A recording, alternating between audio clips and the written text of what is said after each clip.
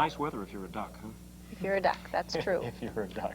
Well, the wet weather didn't keep everyone indoors today. Some people love playing in mud puddles. I'm not one of them. More than 100 of those people, though, got their chance today, and reporter Tom MacArthur was there and joined them in the mud. Who said you can't have fun outside on a rainy day? You just have to have the right equipment. The Washoe Family 4x4 Club had the right equipment today for their 6th annual road rally. It was a day of several events, each involving four-wheel drive trucks. The seesaw event tested brains and balance. Trying to hold a 1-ton truck in midair is harder than it looks. The blindfold event tested faith and finesse. Here, the navigator told the driver where to go. And the road race tested man and machine over a 50-mile course through the county. Proceeds from today's events will go to benefit the March of Dimes. This, they say, is one of their biggest fundraisers. It goes to a lot of research. We fund research all around the nation for medical research into various types of birth defects. So what's the best part about four-wheeling in the rain? Take a good guess. Mainly the mud. Love to get in the mud and see if you can get through it without getting stuck. The mud. Definitely the mud. When you get dirty, it's nice to get clean, but the mud just feels good, and flinging it on somebody else is even better. It seemed to be unanimous out here today. The favorite part about four-wheeling is the mud. But then I guess that's something you have to be dressed for. At the Spokane County Fairgrounds with photographer Tim Herman, Tom MacArthur, KREM-2 News. I don't care how wet he got. He looked like he was having fun to me. I don't know if you enjoyed that assignment or not. His mom was going to talk to him about those shoes, though. You got a sports note, Pete? Tomorrow at Eagles Ice Arena, a bunch of old-timers will be playing the Flames in the pro. While the computer is being repaired, workers will perform maintenance on other parts of the plant. Whoops 2 should start producing electricity again on Monday. An Idaho man is fighting to get his son back from a local church. Bill Seal believes that his son is living with members of the Tridentine Latin Church. That's a conservative group that's broken away from the Roman Catholic Church. Reporter Tom MacArthur was at the church this morning as the Post Falls man showed up to claim his son. The day began with a heightened sense of expectation for Bill Seal. After several months of searching, the trail led here. I want to see my boy. I want to see if he's still alive. I haven't seen him in 2.5 months, and I don't know. Seal, his wife, and 10 children joined the Tridentines back in 1979. They saw it as a more devoted part of the Catholic Church. Seal says he soon discovered the church was not what he thought it was and tried to pull his family out. It ended up pulling his family apart. Seal's wife has since sued for divorce. She and their 3 daughters have stayed with the church. Seal himself managed to rescue 4 of his sons, but he claims his wife and the church are holding another. His son is not on any church property. His son is not being supported by the church. In no way are we involved with trying to hide his son from him or anything like that. Marie says the church has had its problems in the past, having spent a number of years in the courts on a similar type of case. Marie says it would be foolish for them to become involved in this one. After our trip on the mountain, Seal contemplated his next move from here. The courts have given him legal custody of his son, but those papers will only be useful if he can find where his wife is keeping their 5-year-old son, Francis. Is there anything that you would like to say to your son?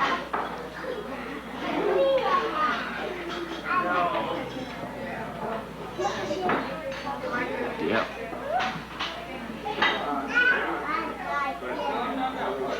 I want to tell him I love him. With photographer Tim Herman, Tom MacArthur, KREM-2 News. Grant County Sheriff. 2 hours later. Damage from a construction explosion in the Spokane Valley is still being tallied tonight. No one was injured in the accident, but some 200 vehicles at a Valley car dealership were damaged. Tom MacArthur tells us the order of business today was cleaning up. The scene yesterday was like a child's sandbox that had been the center of a fight. I thought it was an earthquake at first. I just, no, thank you. The dealership says at least 5 new vehicles are total losses. 80% of the rest of the stock was damaged to some extent. Cars in for service and employees' cars were damaged as well. One man's loss, however, is another's gain. One local auto glass dealer says this is one of the biggest jobs he's ever seen. So far, we've gotten probably about 35 to 40 cars that we've looked at already that are damaged. Cars and trucks were not the only vehicles damaged. Motorhomes were hit by rocks as well. That green one there's got a hole through the roof. This one has 2 holes through the side, and really, as of yet, like I say, the bids are just on the damage on the RVs alone is about $15,000. The blast occurred around 3:20 in the afternoon. The Stephen Gonzalez Construction Company, under contract to the county, was clearing the land for a new piece of road. What was to be just a routine blast turned out to be not so routine. They had removed, you know, the 98, 99% of the rock up to this point very successfully without any problems. This was either the last or nearly their last shot to take off a small point, and it went astray. The contractor declined to discuss the accident, but has confirmed he had around $1 million of insurance. That should be enough to cover all the damage. Yesterday, this brand new Thunderbird was worth over $13,000. Today, it is worth a lot less. With photographer Dave Moreland, Tom MacArthur, KREM-2 News. Ouch. The new snow that we've had hasn't caused too many problems around our area. That's ambitious. Yes, it is. Good luck to them. When you jazz up a violin, you get a fiddle. When you bring 200 fiddlers to town under one roof, you've got quite a show. Tom MacArthur is standing by at Spokane Falls Community College, where the show has just begun. Tom? Thank you, Bevan Dennis. It has indeed just begun. Actually began at 1 o'clock this afternoon and won't wrap up until sometime Saturday evening. As you can see, we're here at the Northwest Old Time Fiddlers Contest. Mayor Chase has even declared this officially Old Time Fiddlers Week here in Spokane. Fiddling, though, isn't just plucking a bow across some strings. It is a lot more than just fiddling around.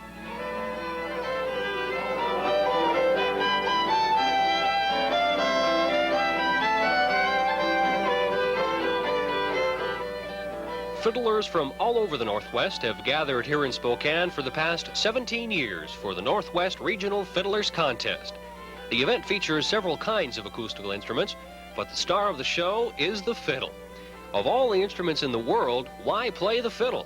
Why not? This is different. Nobody else is playing it. Everybody's learning how to play the flute and the clarinet, so I play the fiddle. Probably because it was the first one in my life. You know, it was there, and so I just started with it.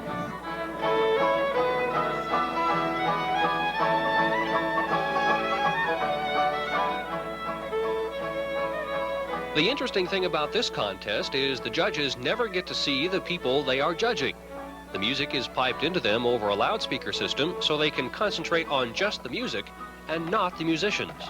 First of all, you listen for technique, how well they play their instrument. And then the second most, and probably for fiddle contests, actually the most important thing is danceability. The rest of us, though, can enjoy both the sight and sound of the fiddlers. After all, half the fun is not only listening to the music, but watching the performers as well.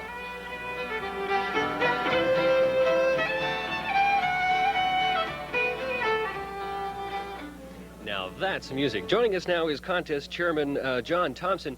John, tell me, how big of a contest are we looking at here in Spokane? You're looking at the second largest fiddle contest in the United States. This is a big contest. There'll be over 200 contestants competing here in the next 3 days. From how large of an area are these people coming from? We cover 6 western states, 3 Canadian provinces, and Alaska. That's quite some territory. It looks like, though, we're not just listening to fiddle music, but guitars and banjos and accordions as well. How do they figure in? Well, right now what we're listening to are some people who are getting ready for a spotlight performance that they'll be putting on about 9 o'clock tonight. Okay. One of the questions that I've been meaning to ask all afternoon, and now I've got the chance, what is the difference between a violin and a fiddle? Well, there really isn't anything, except that a violin you carry in a case and a fiddle you carry in a gunny sack. Well, there you have it. You learn something new on the news every night. Back to you. Now, we see you both there, and we see fiddlers there. We don't see any people in the background, really. Is it open to the public? It is indeed open to the public. Most of the people have gone to the local restaurants for some dinner before they come back for the performances, which begin at 7 o'clock tonight, and they'll have competitions all day tomorrow and all day Saturday, so either tonight, tomorrow night, or Saturday night, if you want to come on down and enjoy some great fiddle music, this is the place to be. Thanks, Tom. Sounds wonderful. Sure, you got to eat to build up your strength. You bet, and I guess it is about that time of day. That time of day, too, for sports. Yeah, Todd's out building up his sports, and he'll bring it right here and show it to us after this.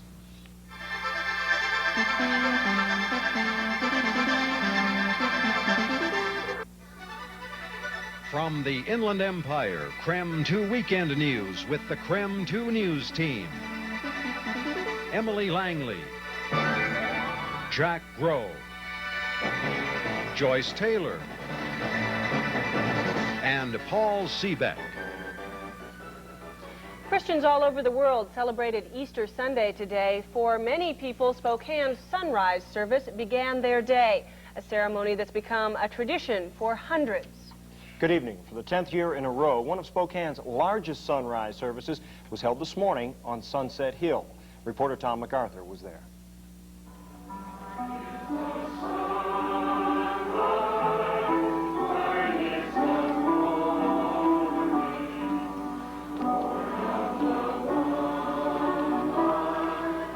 They came from all over the area, several hundred strong.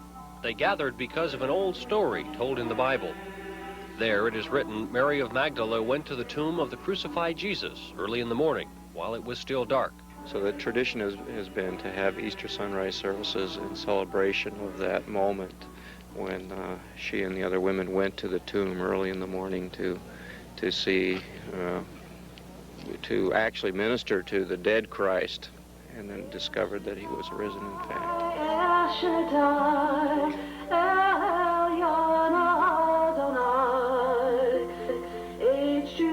The service started at 6:30, just shortly after the sun had risen on a bright blue sky. The main reason I decided to get up this early was that I felt he gave so much for me, I could at least rise to his call on his day. That's a very important question. We can't just move on from that basic Easter message. It was a simple service, no fancy decorations, just a few potted lilies. Nature did the rest. The service brought people from all kinds of church denominations. Each of those who came had their own reason why Easter is special. You can rejoice for the risen dead of Christ. It's the one time of the year that I really feel closest to the Lord. What had happened. For Christians, the observance of Easter is over for this year, but another religious observance is just beginning. Susan Howard has more tonight on the observance of Passover. All Jews are free. But look forward to good weather by the end of the week. What a difference a day makes. Thank you, Joyce. Well, a new way to go flying, a way that many of us may not have tried. Reporter Tom MacArthur has that story. The pilots that fly out of Four Mound International Airport are just like any other group of pilots. They admire each other's planes, talk about the weather, and gaze skyward. What sets these aviators apart from most is not their love of flying, but what they love to fly. These are radio-controlled airplanes. They respond to controlled changes transmitted from the ground. Flies pretty much like a real airplane? Yes, it does. I've been taking flying lessons at Phelpsville, and just about the same. The Four Mound flyers come out here just about every weekend. Most of the planes land successfully. Those that don't, land here. Just like the real thing, RC pilots have some explaining to do when the cause of a crash is human error. Well, I think I got a little disoriented, but then it wouldn't go up or down. It just kept going in. It went right in. That was it. So this is what's left. About $400 worth of junk. The perennial classics of any air show are the biplanes, machines that look rather clumsy and awkward on the ground, but are just the opposite in the air. Biplane, once upon a sky plane. Well, I've always liked airplanes, and this is an inexpensive way to fly them and watch them fly. I'd rather watch them fly than to fly in them myself. Bye-bye, hush-a-bye, lullaby plane. Cheap way to get the flying out of your system. With photographer Steve Redlin, Tom MacArthur, KREM-2 News. And that was another event that almost got canceled today, just like the golf, but the weather cooperated right at the last minute. Got to get this in USFL winners. We always do it now. Oakland and Baltimore win today. Okay, thank you, Paul.